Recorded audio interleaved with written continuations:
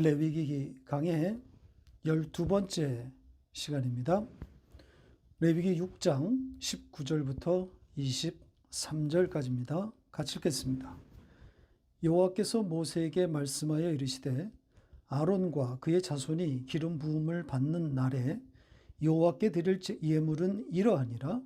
고운 가루 10분의 1 에바를 항상 드리는 소제물로 삼아 그 절반은 아침에 절반은 저녁에 드리되 그것을 기름으로 반죽하여 철판에 굽고 기름에 적셔 썰어서 소제로 여호와께 드려 향기로운 냄새가 되게 하라.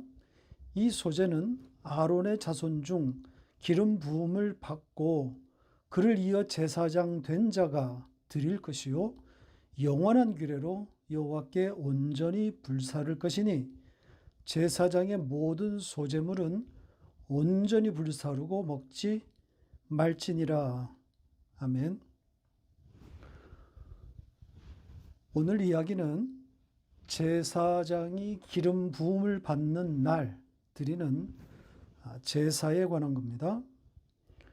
여기에 제사장이 기름 부음을 받는 날 이렇게 되어 있는데 이것은 위임식 그 날을 말하는 것으로 보입니다. 그런데 어떤 위임식인지를 말하고 있는지 그 특정하는 것이 참으로 어렵습니다. 그러니까 아론과 그의 자손들이 제사장으로 세워지는 그 첫 위임식을 말하고 있는 것인지 아니면 이 위임식 이후에 그 새로운 제사장을 세울 때마다 행하는 그런 위임식들을 말하고 있는 것인지 까다롭습니다. 이 이야기는 이 기름 부음을 좀 설명하고 난 뒤에 살펴보도록 하겠습니다. 아론과 그의 자손들, 즉 제사장들이죠. 제사장들에게 기름을 붓는다는 것이 어떤 의미인지, 그리고 그 기름 부음과 예수 그리스도, 나아가 우리에게까지 어떻게 연결되고 있는지를 쭉 한번 살펴보겠습니다. 이전에도 소개해 드린 것처럼 이 기름을 붓는다, 기름 부음을 받는다, 이 단어가 바로 메시아라 그랬죠. 동사형은 마샤인데 이 단어가 성경에 처음 나오는 곳이 창세기 31장입니다. 야곱의 이야기에 나오는데요. 한번 보겠습니다. 창세기 31장 11절로 13절입니다. 같이 읽겠습니다. 꿈에 하나님의 사자가 내게 말씀하시기를 야곱아 하기로 내가 대답하기를 여기 있나이다 하며 이르시되 내 눈을 들어보라. 양떼를 탄 숫 양은 다 얼룩무늬 있는 것, 점 있는 것과 아롱진 것이니라. 라반이 내게 행한 모든 것을 내가 보았노라. 나는 베델의 하나님이라. 내가 거기서 기둥에 기름을 붓고 거기서 내게 소원하였으니 지금 일어나 이곳을 떠나서 내 출생지로 돌아가라 하셨느니라. 그 야곱의 꿈에 하나님이 나타나셔서 하신 말씀들입니다. 상황은 야곱이 외삼촌 라반과 그의 아들들에게 핍박을 받던 때입니다. 그 야곱이 잘 되는 것을 보고 배가 아파하고 있는 거죠. 그래서 핍박한 겁니다. 그때 하나님께서 야곱에게 나타나셔서 라반을 떠나서 고향으로 돌아가라고 명령합니다. 그 명령의 내용 중에 베델에 대한 언급이 있는데 베델에서 야곱이 기름을 부었던 일을 상기시키고 있습니다. 거기서 기둥에 기름을 붓고 소원했다 그러죠. 여기에 기름을 부었다. 이 단어가 오늘 본문과 같은 단어입니다. 자, 그런데 정작 야곱이 베델에서 기름을 붓고 소원했던 그 역사, 그 장면에서는 다른 단어가 사용되었습니다. 보시죠.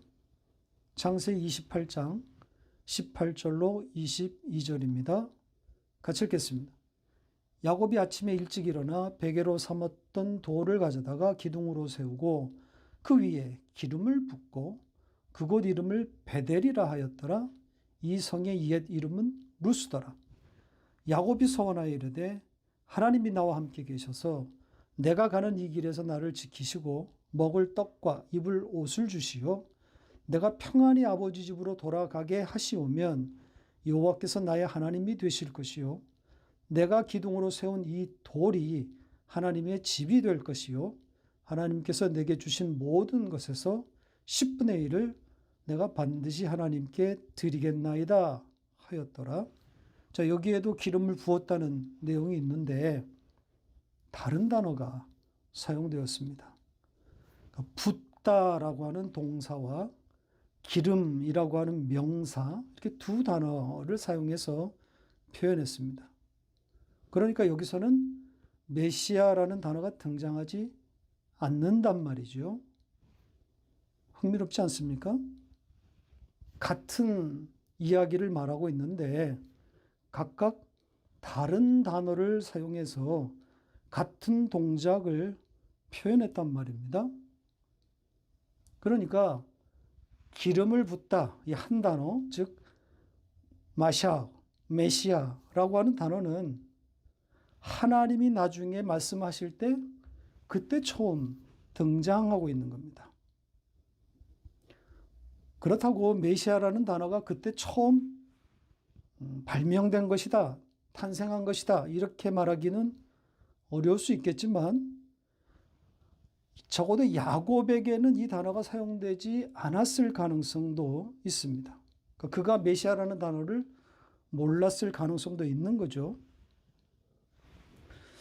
그리고 야곱이 기름을 자기가 베던 그 베개에 그걸 기둥으로 세워서 기름을 부었다고 했는데 그 행위의 의미가 어떤 의미, 그 당시 어떤 의미로 사용되었는지 그것도 사실 우리가 잘 알 수 없습니다. 당시 고대 근동 지방에서 기름 붓는 행위가 있었는지 또 있었다면 어떨 때 했는지 그런 것들을 다 고찰해 봐야 되는 거죠. 자, 의미를 알았던 혹은 알지 못하고 했던 스스로는 야곱 스스로는 그 행위에다 어떤 의미를 두었다고 봐야 하는 거죠. 왜냐하면 이어서 그 소원했다는 말이 붙어 있기 때문입니다. 그러니까 소원의 의미, 약속이라는 뜻을 담았다고, 이 기름 붓는 행위에 담았다고 봐야 하는 겁니다. 자, 이렇게 시작된 이 성경의 기름 부음이 좀 더 명확하게 의미를 담아서 나타나게 되는 것이 이 출애굽기의 성막과 또 제사장의 위임식 이야기입니다. 우리가 오랫동안 봐왔죠. 성막과 또 성막의 기물들 그리고 제사장과 그 의복 거기에 기름을 붓는단 말이죠. 자, 그렇게 기름을 부어서 거룩하게 하는 거죠. 구별하게 되는 겁니다. 그래서 왕을 세울 때도 기름을 붓지 않습니까? 거룩하게 세운다는 겁니다. 구별한다는 겁니다. 자, 이렇게 의미를 담고 있는, 이런 의미를 담고 있는 단어가 기름 부음, 메시아인데, 자, 이 단어가 누구를 향하게 되는 거죠?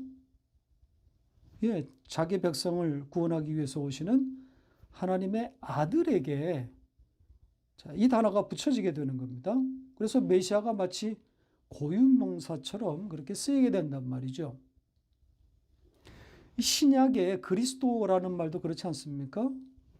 이 헬라어의 그리스도 역시 기름 부음입니다. 기름 부음을 받은 자. 그러니까 히브리어의 메시아와 같은 뜻이죠.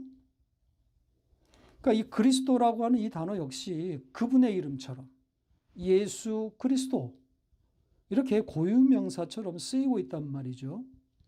사실은 고유명사가 아니라 기름 부음을 받다라는 뜻인데 그렇게 쓰였단 말입니다.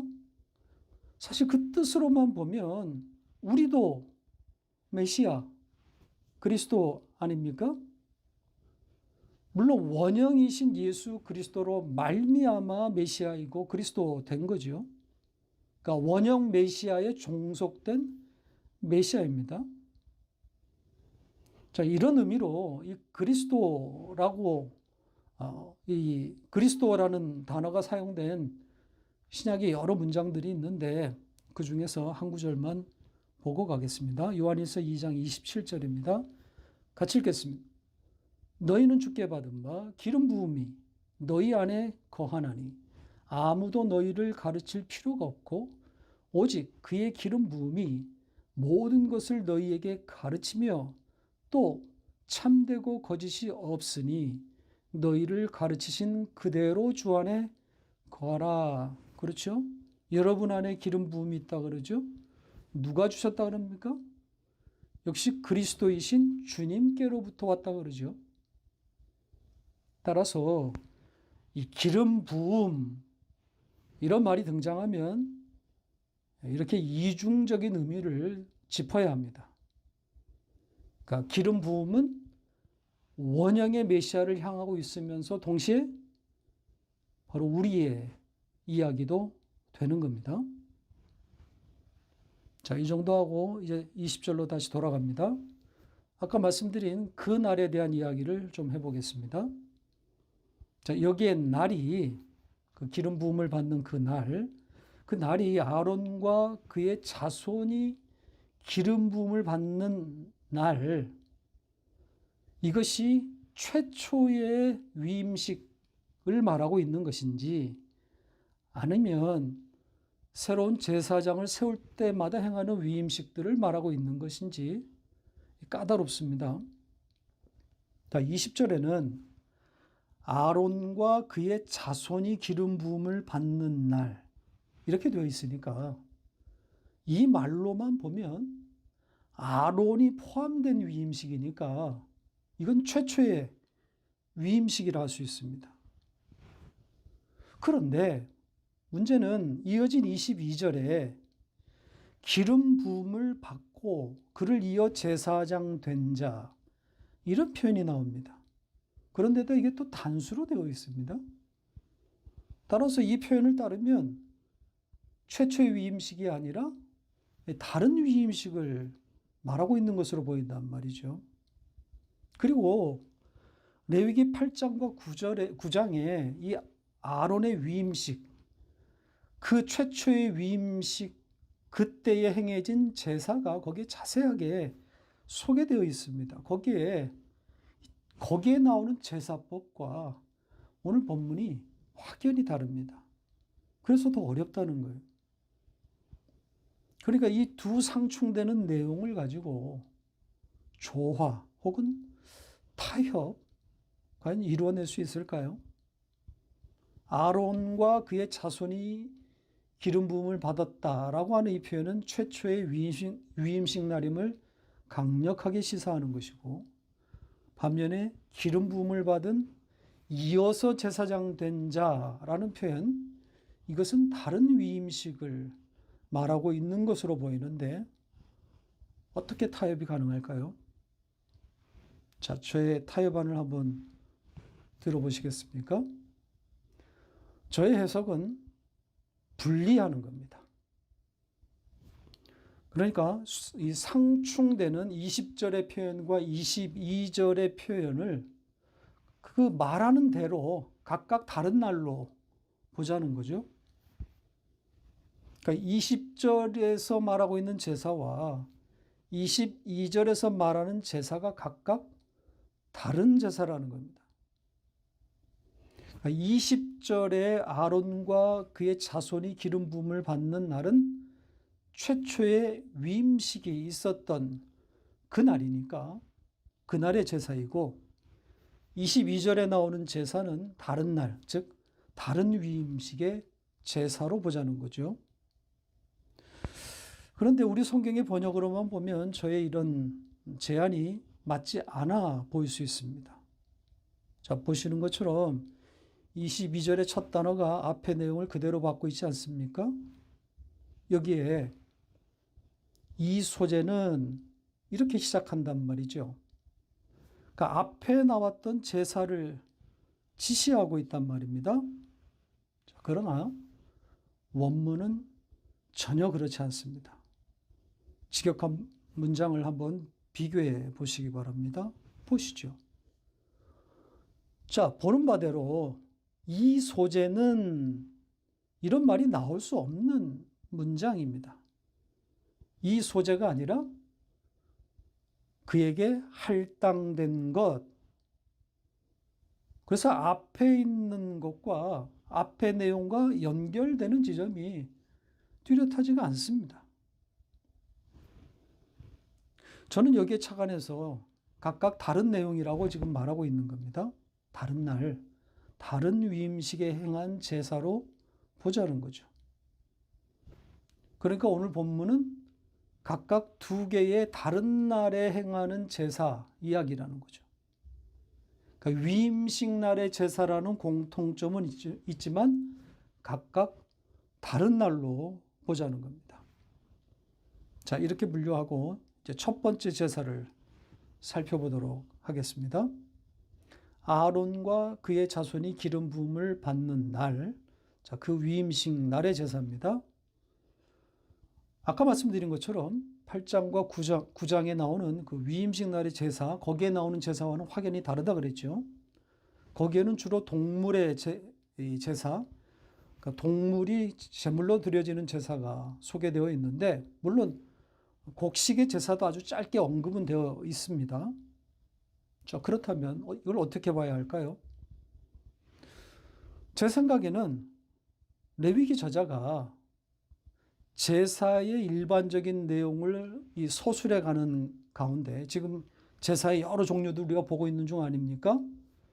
그러는 가운데 아론의 위임식 제사에 대해서 아주 여기서는 짧게 언급하고 8장과 9장에 가서 좀 더 자세하게 진술하고 있다, 이렇게 생각합니다. 마치 창세기에서 사람의 창조에 대해서 1장에서 간단하게 서술했다가 2장에 가서는 다시 더 자세하게 기술된 것과 같다는 거죠.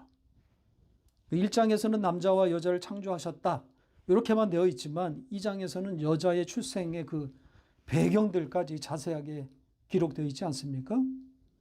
이런 방식으로 오늘 위임식 제사도 접근하면 어떨까, 그렇게 생각합니다. 자, 그 제사 이야기를 계속 해보겠습니다. 그 기름 부음을 받는 날, 제사장으로 위임을 받게 되는 아론과 그의 자손이 여호와께 드릴 예물에 대해서 언급하고 있습니다. 자, 여기에 예물, 코르반인데, 우리 성경 마가복음 7장에 바로 고르반이라고 하는 그 단어입니다. 그래서 예물보다는 제물이 더 나은 단어 선택입니다. 그러니까 문맥상 제물이라는 뜻이 더욱 명확하기 때문입니다. 이 제물은 아론과 그의 자손이 가져 나와야 하는 것들입니다. 뭘 가지고 나오라 그럽니까? 고운 가루, 10분의 1 에바라 그러죠. 1 에바가 22리터 정도라니까 한 2.2리터 정도의 곡식가루를 가져오는 겁니다. 자, 이 분량은 앞에서도 나왔던 바로 그 분량과 같죠. 이스라엘 백성 중에서 짐승을 바칠 수 없는 형편에 있는 자가 제물로 가져 나오는 바로 그것과 같은 겁니다. 아론과 그의 자손은 곡식으로밖에는 사실 그 제물을 낼 수 없는 사람들이에요. 왜냐하면 그들은 짐승을 키우거나 소유하지 않기 때문이죠. 이들은 성전 관리와 제사 업무 외에는 어떤 일도 하지 않는 사람들입니다.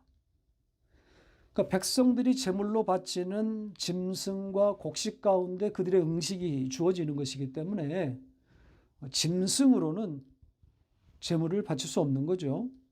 살아있는 짐승이 그들에게는 없단 말입니다. 그래서 곡식가루를 제물로 드리는 것이 당연한 거죠. 그리고 이 바치는 양, 그러니까 이 바치는 이 10분의 1 에바, 이 양도 백성의 그것과 다르지 않습니다. 그러니까 제사장이라고 해서 더 드리는 것도 아니고 덜 드리는 것도 아니란 말이죠. 같은 분량을 드립니다. 그러니까 하나님 앞에서는 똑같다는 거죠. 똑같은 제물이 드려져야 하는 똑같은 죄인이라는 뜻 아닐까요? 그러니까 예수라는 희생제물이 똑같이 필요한 그런 죄인들이라는 겁니다. 21절에는 그 바친 곡식가루가 어떻게 태워지는지에 대해서 이 제사의 방식이 자세히 기록되어 있습니다. 어떻게 하라 그러죠? 기름을 넣어 반죽하고 또 그것을 철판에 굽고 다시 기름을 적셔서 잘게 썰은 후에 화재로 태우라 그럽니다. 그러면 이것이 여호와께 향기로운 냄새라 그러죠. 그러니까 여호와가 받으시는 그 향기로운 냄새니까 누구를 향하고 있는 겁니까? 예, 예수 그리스도인 거죠. 제물, 희생 제물이신 예수를 말하고 있는 겁니다. 예수가 올라가는 거예요. 그러니까 예수의 십자가의 죽음을 말하고 있는 겁니다. 자, 이 제사 방식과 더불어서 한 가지 추가된 내용이 있죠. 이 곡식가루를 태우는데 절반은 아침에, 또 나머지 절반은 저녁에 태워 올리라 그럽니다. 여기에 아침과 저녁, 이것이 의미하는 바가 뭘까요? 예, 하루 종일, 모든 시간이라는 의미를 담은 겁니다. 그러니까 영원토록 그분만 하나님이 받으시는 제물이라는 거죠. 그리고 그 희생의 효력이 당신의 백성들에게 영원히 미친다는 그런 뜻이기도 합니다. 히브리서 10장 14절을 보겠습니다.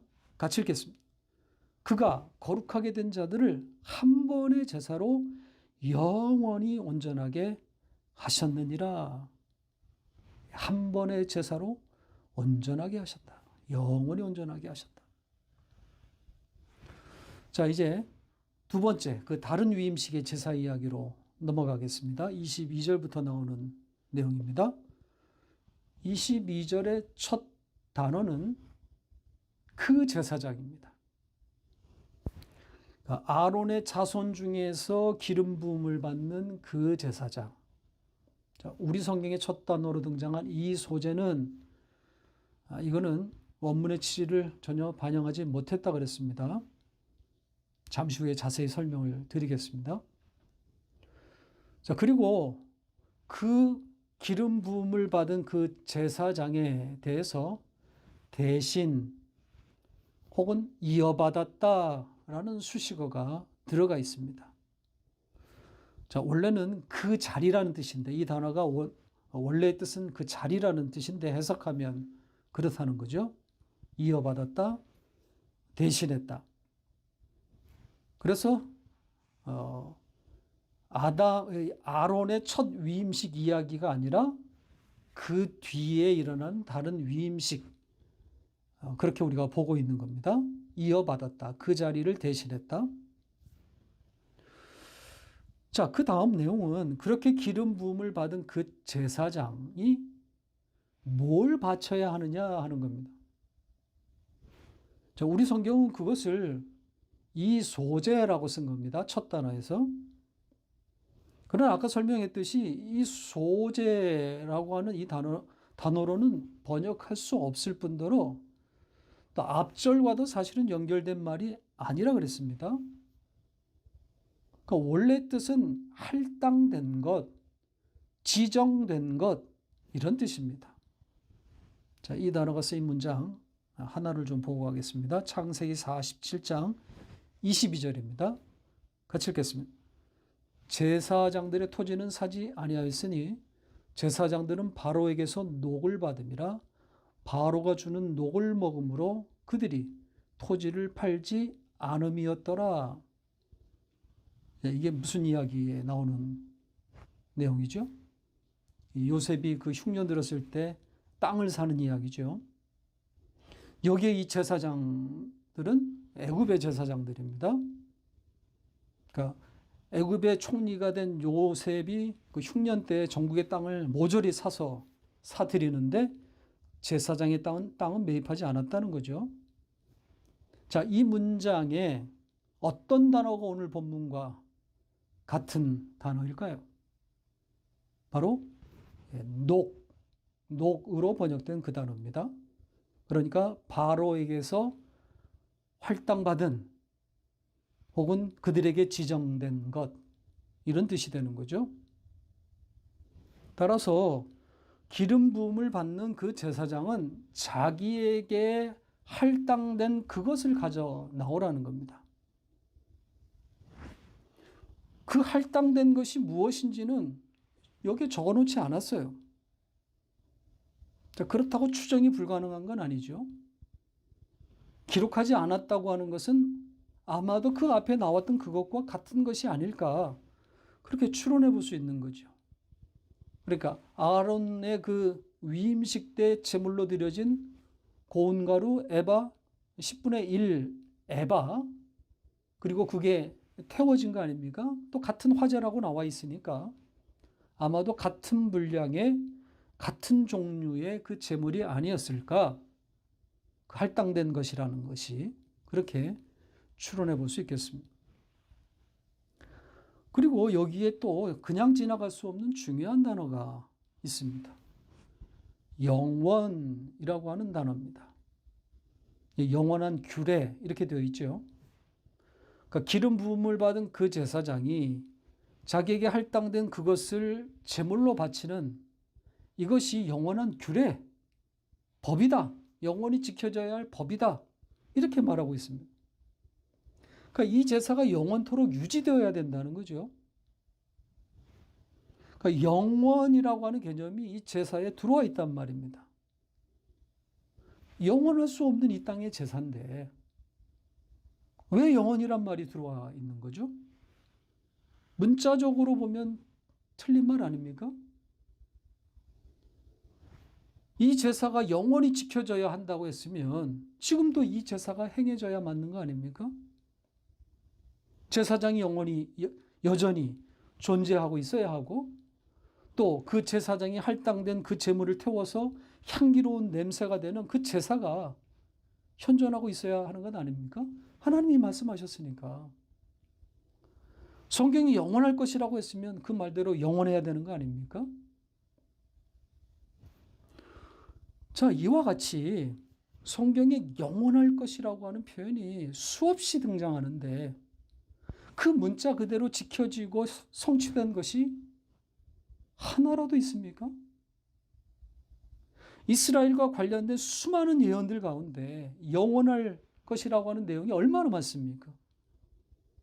그런데 영원해야 할 이스라엘이 어떻게 되었습니까?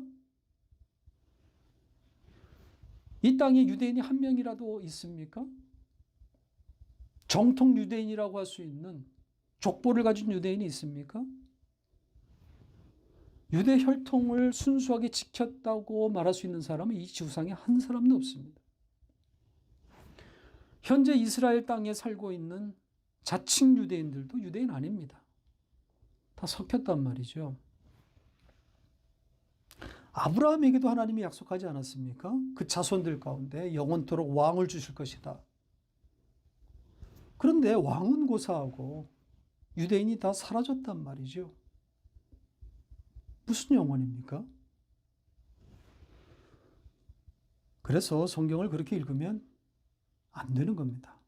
영원이란 개념이 등장하면 바로 예수 그리스도로 가는 겁니다. 예수를 약속하고 있는 거예요. 예수를 말하기 위해서 영원이란 개념이 등장하는 겁니다. 이게 성경의 문법이에요. 예수로 읽어야 성경이 보입니다. 그래야 성경이 재미있고 읽고 싶어지는 거란 말이죠.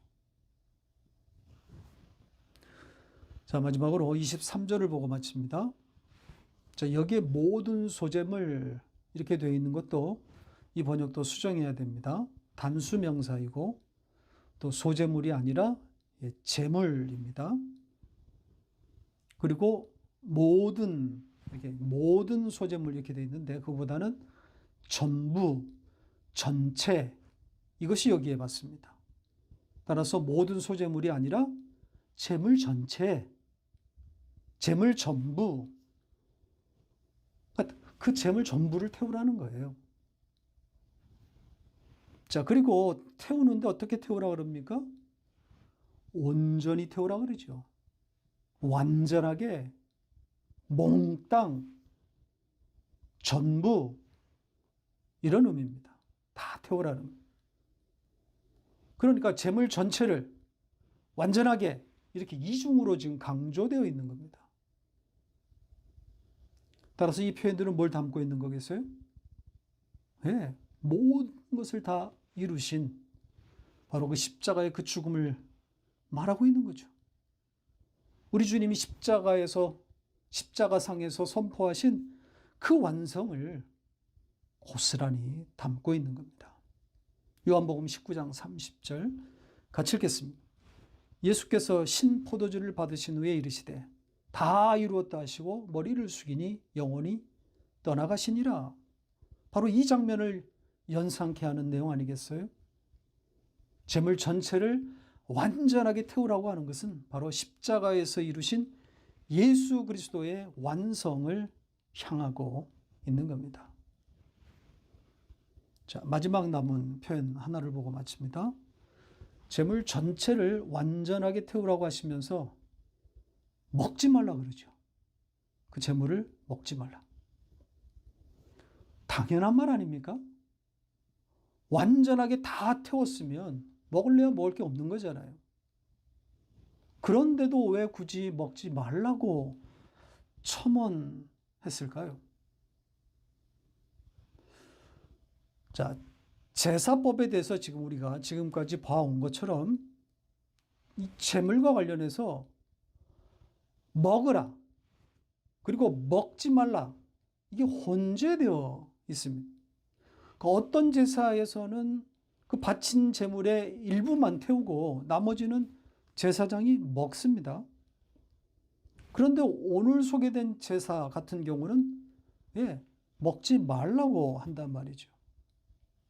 자, 이 차이, 이 구분을 어떻게 읽어야 할까요?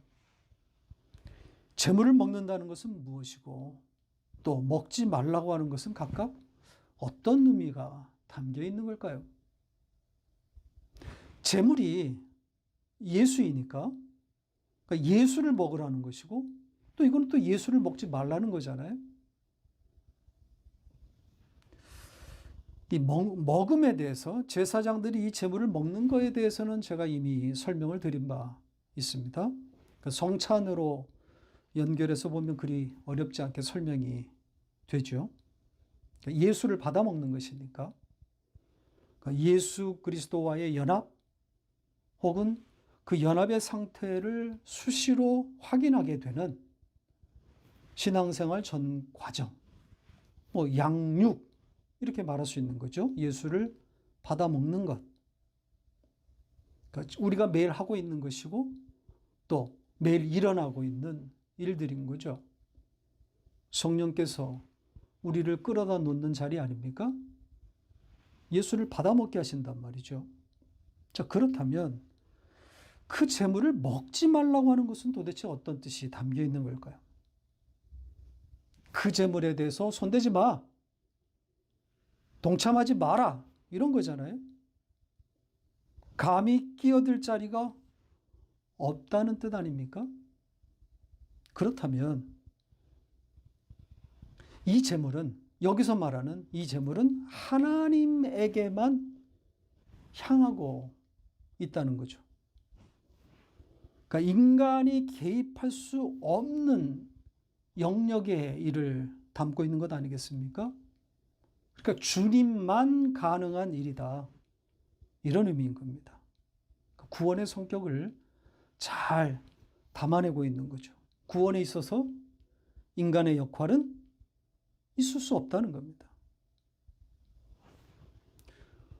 유행하고 있는 자유주의 신학에 이 신인 협동론이라는 말이 있습니다. 그러니까 예정에 따른 하나님의 일방적인 은혜만큼 인간의 반응과 협조가 필요하다는 거죠. 언뜻 은혜를 인정하는 것처럼 보이지만 사실은 인간의 자유의지를 신봉하고 있는 겁니다. 내가 결정하겠다. 내가 믿겠다. 내 협조가 아니면 하나님도 안 된다. 이런 겁니다. 이 재물을 먹지 말라. 인간이 손대서는 안 되는 영역이 있다. 구원에 있어서 또 죄에 관해서 인간이 할 수 있는 일은 하나도 없다는 그런 뜻을 담고 있는 겁니다. 하나님의 일방적인 은혜라는 거죠. 말씀을 맺겠습니다. 오늘 이 두 위임식의 제사에서 우리는 희생제물이신 예수 그리스도와 또 그로 인해서 역시 기름 부음을 받게 된 나의 모습, 우리의 모습을 봅니다. 그러니까 원형의 메시아와 그리고 종속된 메시아인 거죠. 그리스도에게 종속된 그리스도란 말입니다. 감히 그 제물에 손을 댈 수 없었던 우리인데 그 제물이 태워 올라감으로 그것으로 인해 우리는 그 제물을 이제 뜯어 먹는 자가 된 엄청난 사람들인 겁니다. 성도는 이 영적 현실로 살아가는 사람들입니다. 이 하늘의 현실로 세상을 해석하는 자들입니다. 그 높은 수준의 삶이 충만하시기를 바랍니다.